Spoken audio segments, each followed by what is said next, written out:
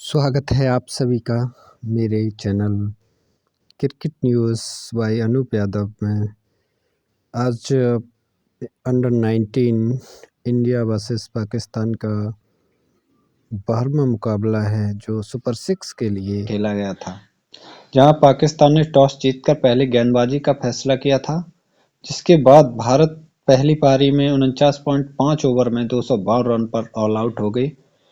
उन्होंने पाकिस्तान को 253 रनों का टारगेट दिया।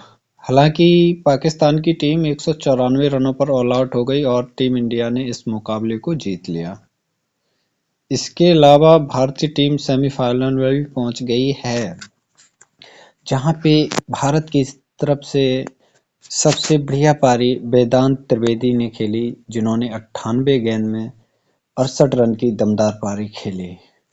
और वहीं पे भारत के कप्तान आयुष मात्रे खाता भी नहीं खोल पाए।